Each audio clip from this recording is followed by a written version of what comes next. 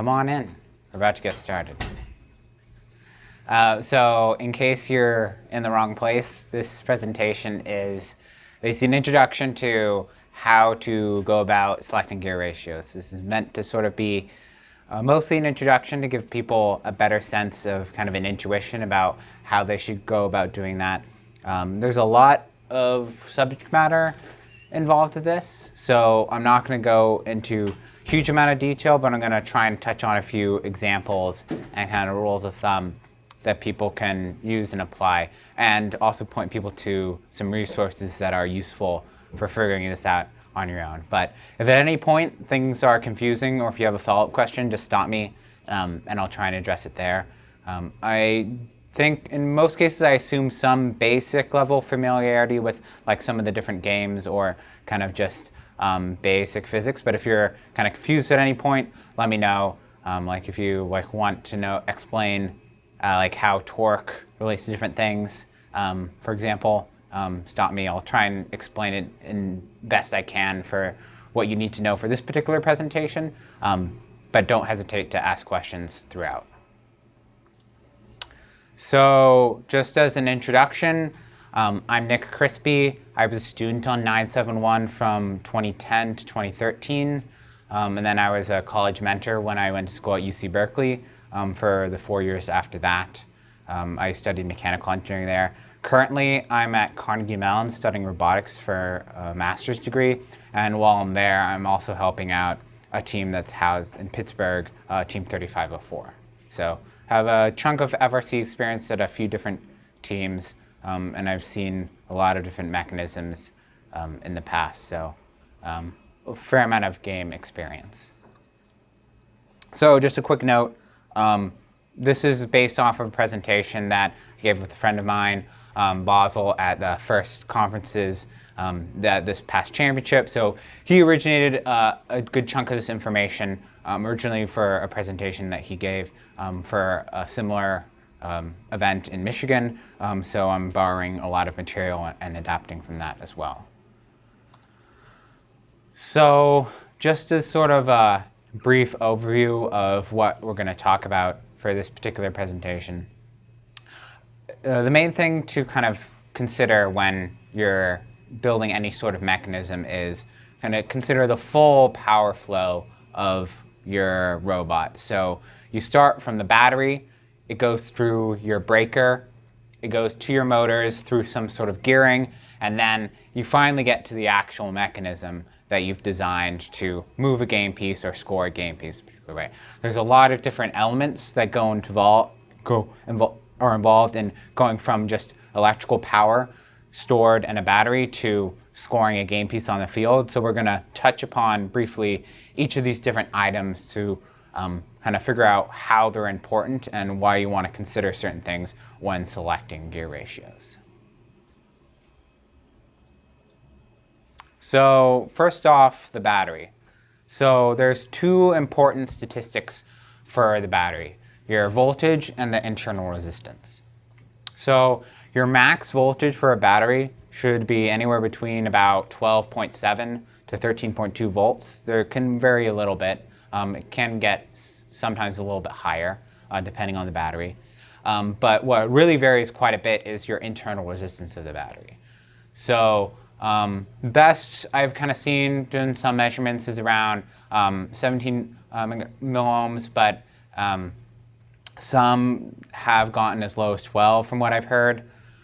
You shouldn't really be going anywhere above like 20, 22.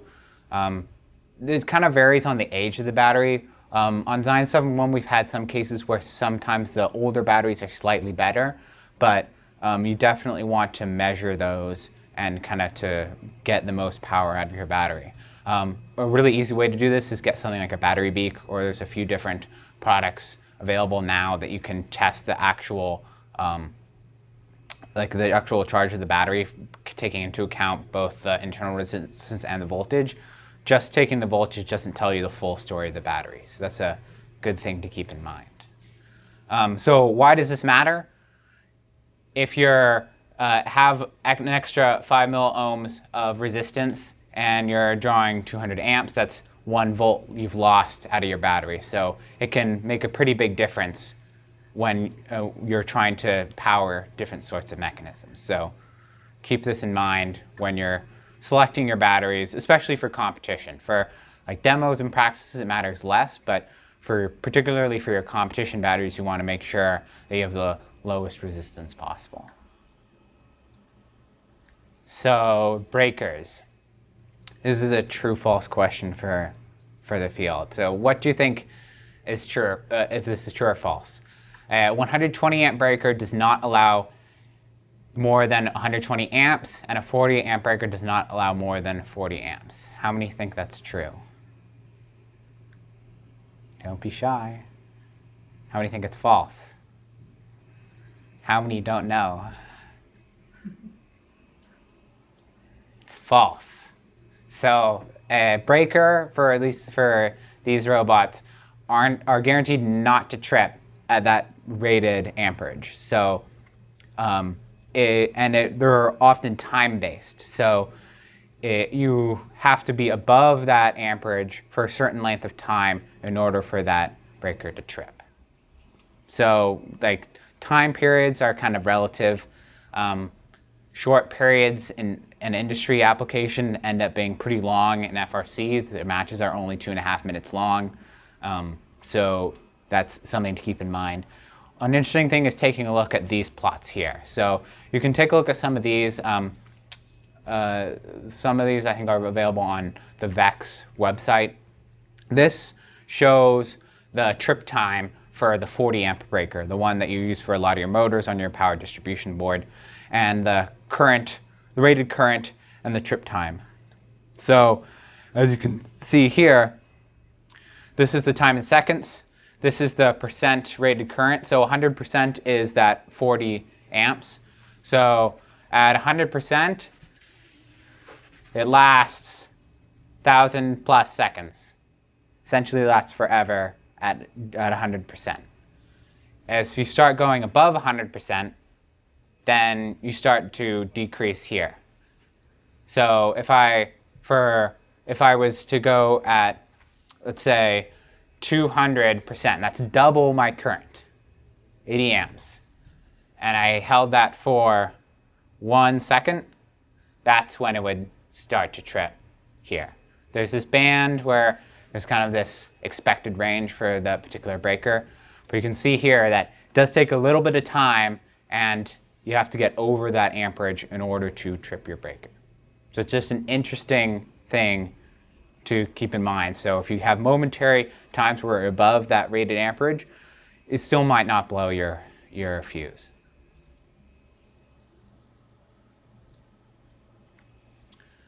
Okay, now going on to motors. So there's lots of different options now for motors.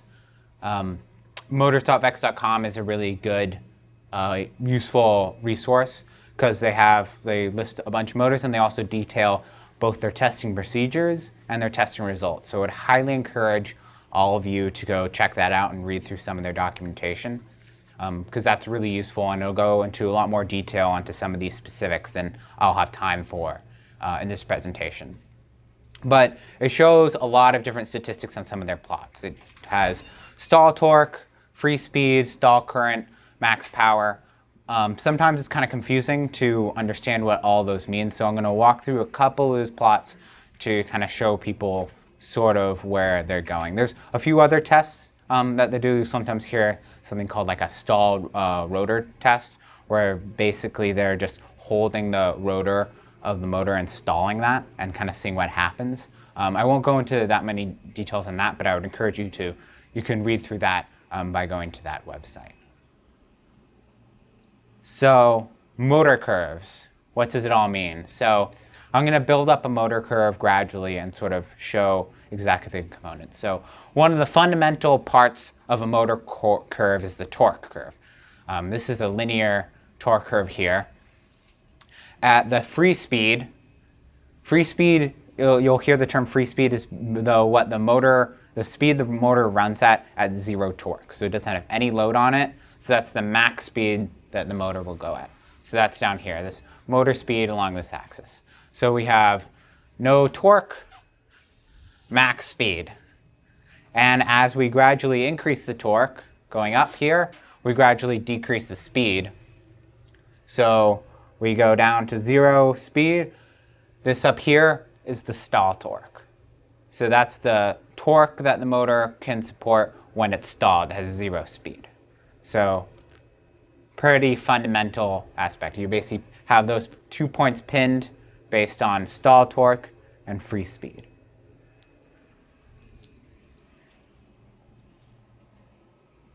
Now we're going to add current. So current is proportional to the torque here. So current will go at theoretically 0 at the free speed here because there's no load on it. And then your max current will be where you're stalling the motor. So that's important to keep in mind, especially when you're talking about those breakers and kind of building up your system of how much power you can get out of it. When a motor's close to stall or at stall, that's when you're going to have the highest current. This is the output power. So output power is your voltage times your current. So this kind of goes in a nice parabolic shape here. So your maximum power is going to be actually kind of somewhere in the middle here. So it's a balance of how much current you're applying to it and how much voltage you're applying to that. So your actual output power is going to be highest here and going to drop off to 0 when it's not moving. There's no power output there, no mechanical power because it's not moving. And here you're going to output, actually here no torque, so it's no power. And then out here, sorry, there's no speed, so that's also 0 output power with a maximum in the middle. And then here, efficiency. In FRC applications, people generally don't care that much about efficiency. You're usually trying to either get like your torque or speed right before you're caring too much about efficiency, because the time spans of FRC matches are relatively short. So you usually can survive on one battery, so you don't really have to pay that much attention to saving energy over a long period of time. But that's up there, and that's generally what it looks like. This is for a BaneBots 550 motor. If you go to the VEX website, you can find curves for all the main common motors that VEX sells and that are useful for FRC applications.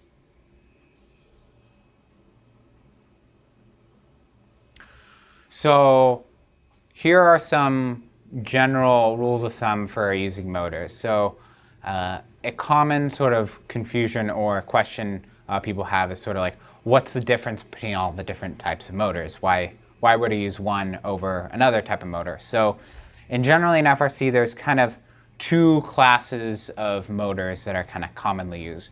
One are closed motors and one are open motors.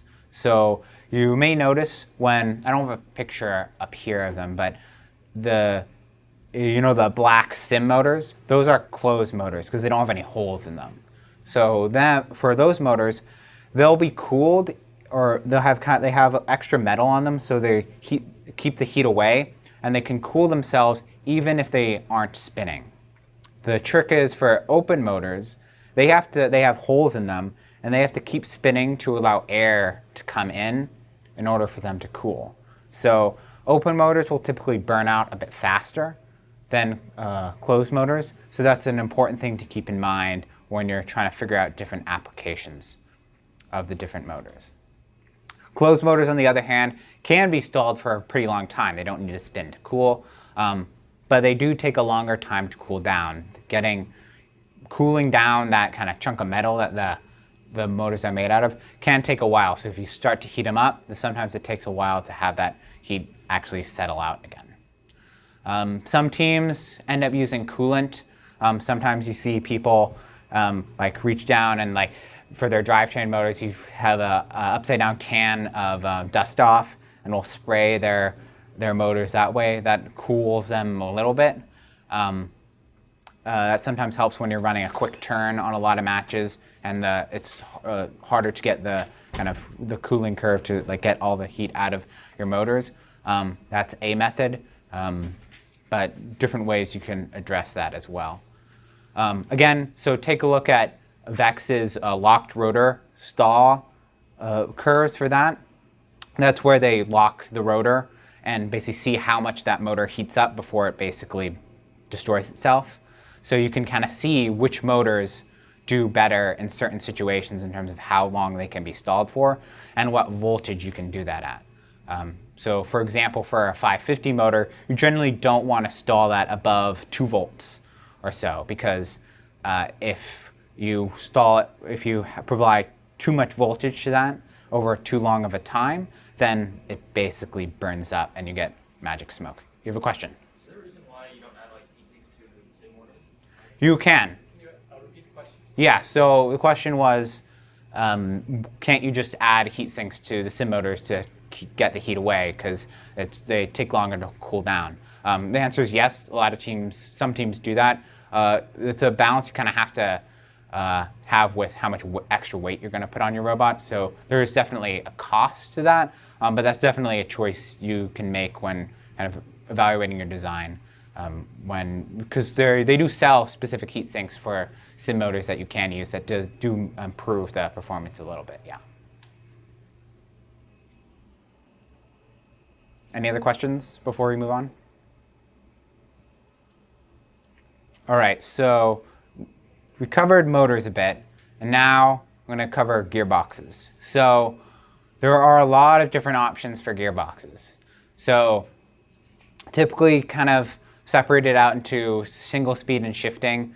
Shifting is usually only reserved for drivetrains, though there are some mechanisms that can benefit from shifting. You may have heard the phrase like power takeoff.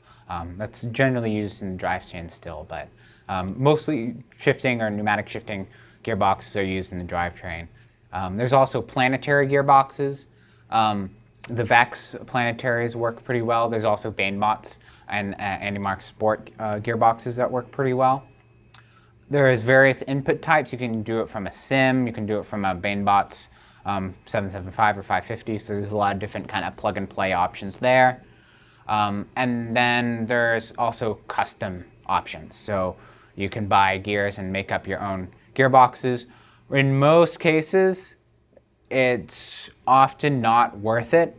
I know the 971 likes to do lots and lots of custom gearboxes. And sometimes that can be useful to get particular gear ratios you like, especially if you have the CAD resources. But nowadays, since there's lots and lots of commercial off-the-shelf gearboxes available, you can often find the resources and the products you need to fit your solution, oftentimes by just buying them. So that's always an option that you can look for. And then there's also a number of different suppliers now. AndyMark, Vex, West Coast Products are all good options for getting gears or gearboxes. So mechanisms. So here I'm going to run through a number of examples of different mechanisms and how teams used kind of gearing options to suit different game needs. For each of these options, I'm going to sort of characterize it going through intakes, arms, shooters, elevators, lifts, and then climbers and drivetrains. So, and then kind of characterizing each one. So for each one of the examples, I want you to all sort of think about these options, because these questions are sort of the key questions you have to ask yourself whenever you're designing a mechanism and kind of picking a gear ratio or picking a gearing system for an effective mechanism. So how fast is the thing going, or how fast does it need to go in order to score points?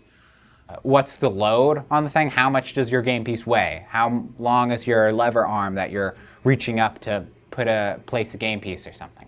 What's the load on it? And then how long are you going to be doing that for? Are you going to be holding something out for a really long time? Are you going to be spinning a shooter wheel for a very long time? Or is it over a very short amount of time? These are all key questions that you should ask yourselves whenever you're trying to pick a gear ratio, because they all affect the motors and the gearing that you choose for your mechanism. So first off, we'll start with intakes. So characterizing it. So surface speed, that's the speed at the surface of the roller. That should be on the order roughly of your drivetrain speed. So high gear for a lot of drivetrains, or kind of single speed drivetrains, is to be like 14, 15 feet per second. Oftentimes, sometimes a little slower, but generally you want your intake to be around 15 or so. I've seen a lot faster. I've seen up to like 30, and that sometimes works, though torque is kind of a fuzzy number. So if you remember from those motor curves, your torque is inversely proportional to your speed. So as your speed goes up, your torque will go down for your same mechanism.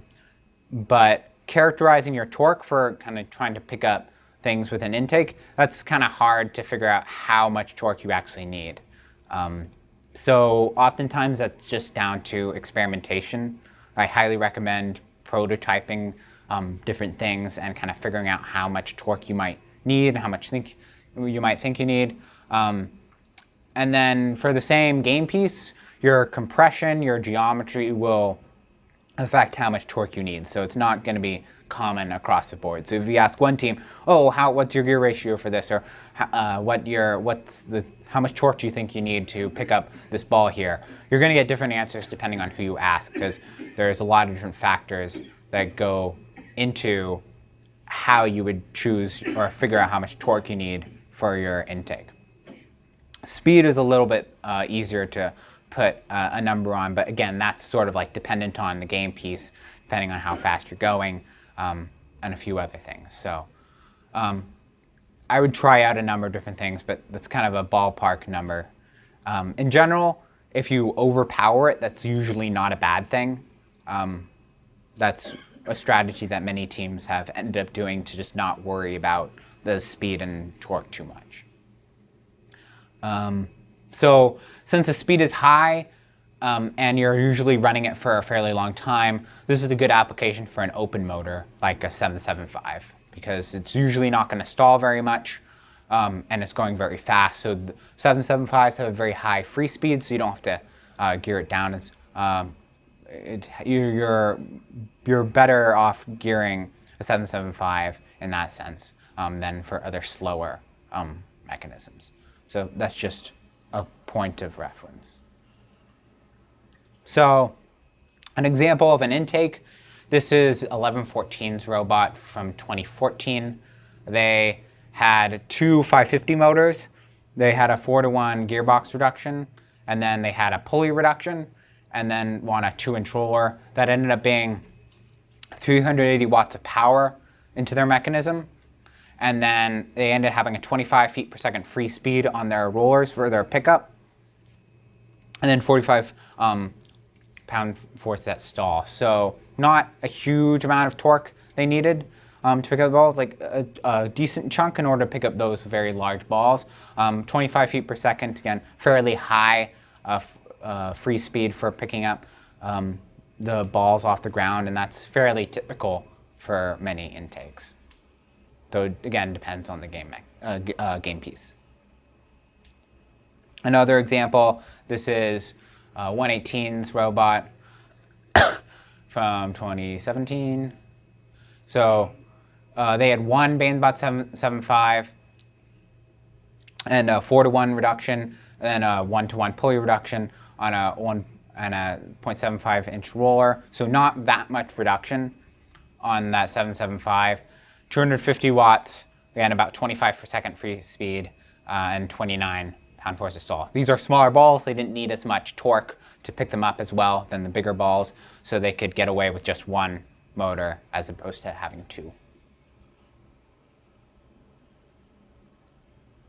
Arms. So let's characterize arms. So speed is usually on the order of 90 to 100 degrees per second. This is pretty slow. You can kind of just like envision how fast you want your mechanism to move, like hold out your arm and kind of imagine a robot and how fast. So like 90 to 100 degrees per second, sort of like this.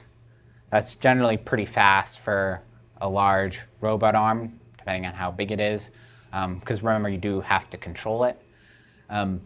Though remember, typically for arms, a lot of the time the arm speed has to be precisely 0. If you want to place anything, your arm speed has to be 0 because you're holding your game piece out and placing something. So that's also a consideration. Torque will depend on the weight and length of your arm and how much it's counterbalanced on the backside. So your torque, for those of you who are unfamiliar with the term or kind of how you calculate it, is basically your force multiplied by this distance here to your pivot. So the longer your pivot, the more torque you're going to have. The bigger the weight, the more torque you're going to need. If you have more weight on the other side to kind of counterbalance this, that balances out. So the same thing applies basically, but they subtract each other when you're counterbalancing something. So what should you use for arms? So in many cases, pneumatics are a good option to go with. They're very simple. They can provide a lot of force in a compact way. The tricky thing about pneumatics is that you want to make sure to have the link between the pneumatic piston and your arm to be as perpendicular as possible. Because the pistons only work in one direction, you don't really want to be pushing along the axis of your arm. You want to be pushing as directly perpendicular as possible because that way you get the most force out of that. If you're not going to use pneumatics, the 5300 RPM of the sim translated to 100 degrees per second ends up being a 177 to 1 gear ratio. That's already a lot of gearing. So you oftentimes have to use like a planetary gearbox to get a lot of that reduction. But there's various options to do that. If you're using something that has a higher free speed, so the 775s have like 12,000 RPM, they're at least double what the sim is, then you have to double the amount of gearing that you have. So that ends up being also a lot of gearing. So sometimes having a sim or something like that is often beneficial. It's a closed motor, so it can handle the stall better. There's less gearing involved when you're trying to get the slower motion for the arm. So that's just an initial factor for how you'd want to select those motors. But I have a few examples of arms. So this is 254's 2014 robot. On their intake arms, they actually used pneumatics. So they had two 1.5-inch bore cylinders. They ended up having a 70-degree worst-case angle, so that's pretty close to 90 degrees, which is pretty good, and a 5-inch stroke. So ended up being 0 watts of motor power. It was just pneumatics. A 66 foot-pound worst case, so that's still a fair amount of force they're able to apply even at those 7-degree worst-case angle. So an example of effectively used pneumatics for arms. You do want to make sure your torque is in the right region though. So oftentimes you can kind of cheat and say have your arm not move when it's under no power or have it move less. You can usually achieve this by taking advantage of losses inside your gear train. Each kind of gear will add friction in your system, and usually you lose about 5% efficiency in every gear reduction. But since you're using a few stages, your torque is going to be 5 to 10 times the peak gravitational force, which is good. So it can kind of hold itself up a little bit, even if you have a lot of gearing, even if it's just kind of hanging out there. You can introduce additional inefficiency. Worm gears are an option, but they're usually not very great for efficiency and torque transfer. They're kind of inefficient, so they're not really great for arm options, though people have used them. Though a few other options that I think are very important are counterbalancing your arms. You're trying to reduce your torque or your load on your arm. So a good way to do that is counterbalance your system. So pick a pivot in the middle and add some weight to the other side so that your motor has to handle less torque there. Make your arm as short as possible so that you have less of a lever arm, and then also putting heavier things closer to your joint. So again, reducing your lever arm. So your combination of all your torques will be less if you're moving closer to that pivot. So a good example of that is 67's robot in 2014. They have an arm that kind of pitches back and forth, sort of similar to the 971 robot from the same year. They achieved this with just two 775 motors. They had a planetary gearbox reduction, like I mentioned before, in terms of good options for getting a lot of reduction in a compact space, and then a chain reduction, 122 reduction there. So a lot of power here, pretty fast, 180 degrees per second free speed, and a lot of torque they were able to get out of that significant reduction. But they also did themselves a favor by, you see here, they have the big arm out here, but they also have a chunk of their arm down here that was able to somewhat counterbalance their system going back and forth, so that their motors didn't have to handle as much of the load that they typically would if it was just cantilevered out the full way.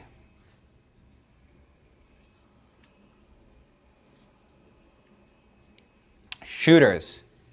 So characterizing that, your target speed will usually be pretty fast, on the order of a few thousand RPM or so, depending on how fast you're trying to shoot things or kind of the size of the game piece.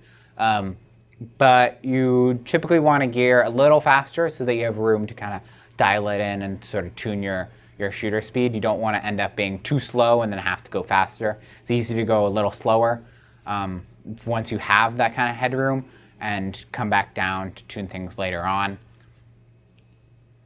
Torque, again, sort of like intakes, is pretty variable. It depends on compression and other things. So again, that's something you might have to test in your prototyping phase. But you can sort of roughly look at like how much power you need to transfer to the balls. So like how heavy is the ball, how much compression you can, like how fast you're going to spit that ball out. So you can do a rough estimate in terms of how much energy you have to impart into that, and then how much torque you might need to use in order to impart that particular amount of energy. So again, testing will be pretty important, but you want to give yourself headroom, and overpowering something is definitely an option. You can put an extra motor if you have that option, or something like that, so that you don't end up having too low of a power on your shooter. Typically, nobody ever complained about having too much power available to them on their shooter. Keep in mind, more compression, you're going to require more torque, and it's going to introduce extra inefficiency. So balance out how much compression you need with, and your speed with how much torque you're expecting to be able to apply to the game piece. What you should use. So open motors are typically nicer for shooter wheels. They're already at high speed, so you don't have to gear them down as much in order to get those high speeds for the shooter wheels. Typically your shooter is going to be spinning a fair amount and not really stopping at all.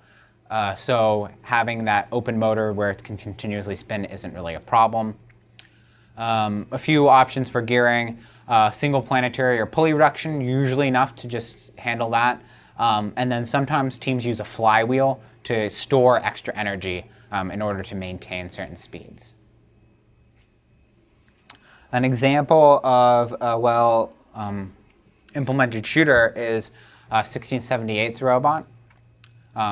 Here, they had actually two stages of their shooter, which is sort of an interesting design. One to sort of speed up the balls, and the other to actually shoot them out. For one stage, they used the two 775 Pros on a 4-to-1, just a pulley reduction on a 4-inch wheel. And for their speed up stage, they just used one same motor, 775 Pro on a 10-to-1 Vex Pro versaplanetary reduction on 2-inch wheels. So a lot of power in their shooter, pretty fast, 82 feet per second free speed on the surface, and then a little bit slower here just to speed up the ball so that these guys didn't have to do as much work for torque. You notice that the torque here is a lot lower than the torque here. So the balls were already kind of sped up and they didn't have to use as much torque to spit them out. So that kind of way of sometimes doing things is beneficial. Usually though, you can just get away with like a single shooter wheel. This was sort of a unique game in terms of being able to shoot things really fast, but different options for what you want to do. But keep in mind sort of this balance between torque and speed and power when you're creating your shooter mechanisms. So moving on, we're getting there. Elevator. So elevators were a pretty common design this past year. So I've added this in here, talking about what you might want to do for elevators. So characterizing the behavior of elevators. So your target speed, you basically want to figure out how fast you want to get up to the top reach. So typically you want to be probably getting there around like a second or so. Usually you don't really want to be waiting around to score pieces. Drivers get impatient. Sort of depends on how you want your strategy for scoring points though. With kind of just some numbers, an example, kind of getting to this into context, with a 1.5-inch sprocket and a 6-foot kind of target distance you're operating over, that ends up being about 1,000 RPM, just as sort of a ballpark number. Then torque, again, depends on the amount of weight you're trying to score, your weight of your mechanism. So how much are you going to lift that? But it also depends on how big your winch size or your pulley size is at your mechanism in the elevator. So if you have a sprocket and changer of an elevator, the diameter of that sprocket is also going to affect how much torque you can apply to that elevator up and down. So some methods for elevators. Counterbalancing is again a pretty good option. I'll show an example of that in a moment. Helpful if you have a heavy game piece or a heavy mechanism. These game pieces this year were on the heavier side for elevator games, so that was often effective. Minimizing the weight of your entire mechanism. You don't really have a lot of control over the game piece itself, but you can make your mechanism as light as possible. Open motors are a little dicey sometimes. You have to make sure that you look at kind of how long you're stalling things for and how much torque you can apply with your gearbox. People do often smoke motors for elevators if they don't implement this properly. So just something to keep in mind. Otherwise, closed motors are often an option, but sort of depends on your application. Some different methods you can use. Counterbalancing or having a brake on your elevators are often ways to kind of cheat and get away with different gearing ratios. Counterbalancing is the idea that you basically hold up the weight of your mechanism. So your motors are only driving it up and down, so they're not really having any holding torque on your mechanism. So one way to do that is basically add a bunch of springs to your elevator. So it might be a little hard to see here, but each of these lines is a constant force spring. So basically holding up the weight of this team's carriage in order to be able to drive it up and down. And they were able to get a really fast elevator because they were able to take a lot of the gearing that they would put into having a high torque and instead have a higher speed because they weren't having to pull up as much load on their elevator. So again, something to keep in mind.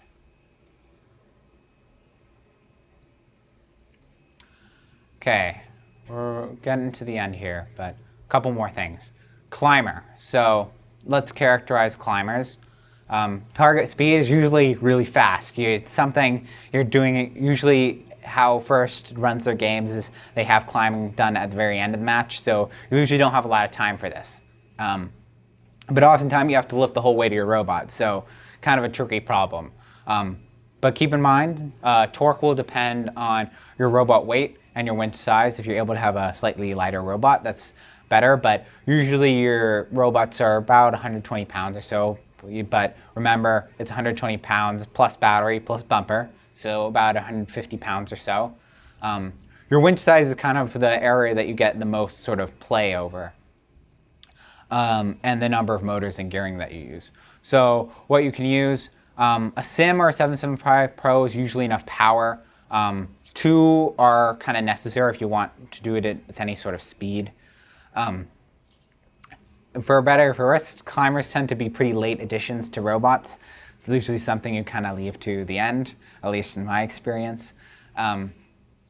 So you typically have to do it in as little weight as possible. So you don't have a lot of weight to add a bunch of gearing in there. So it's always pretty tricky. So that means you're usually using open motors, which are lighter and have minimal reduction. And then you can kind of get some of that reduction through your winch size. Open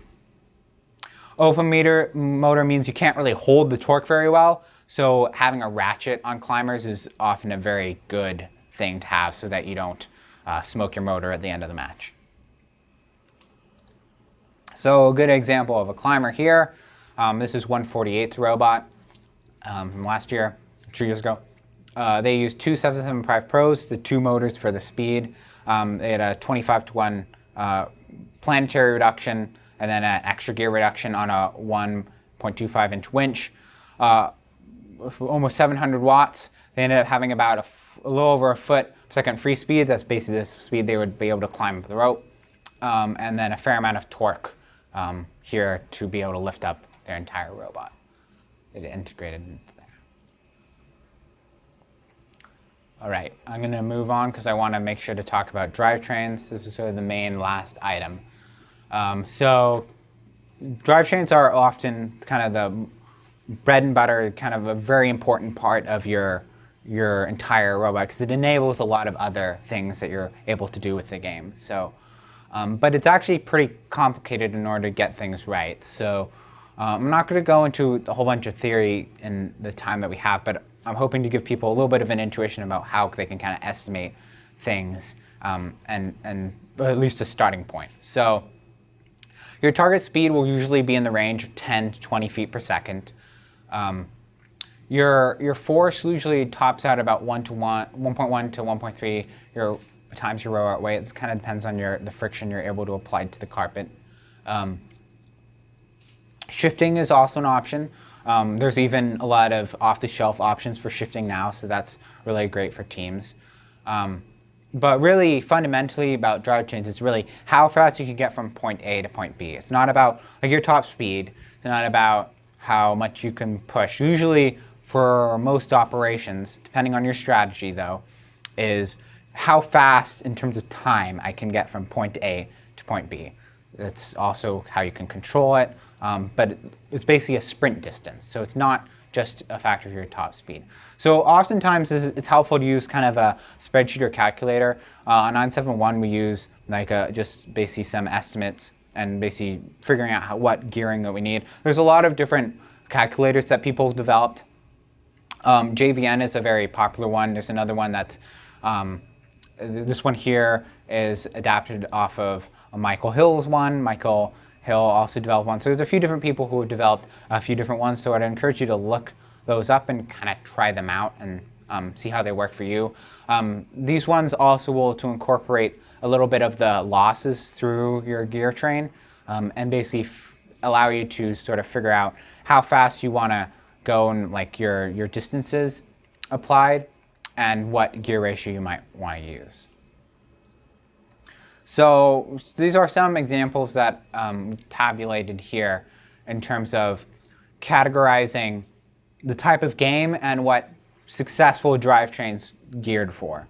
So this just, I think, gives people a little bit of a sense of what might be starting points. Because honestly, this is how a lot of teams sort of approach their drivetrain gearing. They look at a game and say, oh, that was like this year's game, or this has this rough level of distance that you would need to travel for a particular game action, and then what worked in the past for that. So 2017, there was pretty long distances to cover, and people geared around, so these were sort of the 2017 numbers. 33, there's an asterisk by that because they used a single a speed and had a Omni drive. Other teams who had multiple gearings geared around 20 feet per second for the high and 8 to 10 for the low. 2016, it was generally shorter distances, but you needed a low gear to get over the defenses. So you saw people here in 2016 have a lower high gear speed because there were shorter distances you had to travel, and 7 feet per second, pretty low for the low gear. And in 2015, pretty short distances, no pushing, You had people go to single speed transmissions because they didn't need to shift to push anybody, and pretty slow to have more control. 2014, lots of pushing around, medium distances typically. And you had some variety in the gearing there, but on the order of like 13 to 17, and then pretty low for those intense pushing matches that were kind of a hallmark of that game. So again, general principles, I've sort of touched on a few of these now. You're designing a high gear to maximize your time to distance. So it's your sprint distance time. It's not just your top speed. Because if you have a very high top speed, but you can never achieve that in the distance that you're traveling, you won't get there faster. Keep in mind that like if your high gear and your low gear end up being pretty close together, it's probably just worth using a high gear or somewhere in between, and using code or kind of driver to limit your speed. You want to have enough separation between those two gears that it's actually useful for you, or else it just adds complication and weight to your robot. That being said, your batteries will typically thank you for having a low gear. If you're pushing around and traveling at low speeds and require a lot of that torque, having a low gear is definitely very beneficial. All right, so that's about it for the prepared material I have. Yes. So any questions I can address in the group before? Yeah, the question was explaining what a chain reduction means. So that's essentially just you have one sprocket that's a different size to another sprocket, and you're just connecting those via a chain. So you can get a reduction by basically having two sprockets that are different sizes, different diameters, so they'll be moving at different speeds relative to one another. And you can loop a chain through there to basically get that power transfer. You can also get a reduction with just a belt. So you'll often see, or you hear the term like belt reduction, which will basically mean that you have two pulleys of different sizes and a timing belt between the two. So functionally the same. In terms of why you'd use like different types of reductions there, chain reductions or belt reductions are kind of nice if you need to like transfer power from one area of the robot to another. Belt reductions are also nice for higher speed reductions so that you get less noise and grinding of gears and stuff. But the trick is with belts is that they usually can't support as much torque as say chain. So if you want to kind of get power transferred over a length and you need that a fair amount of torque to be transferred through that, chain is the better option for that. All right, thanks everyone.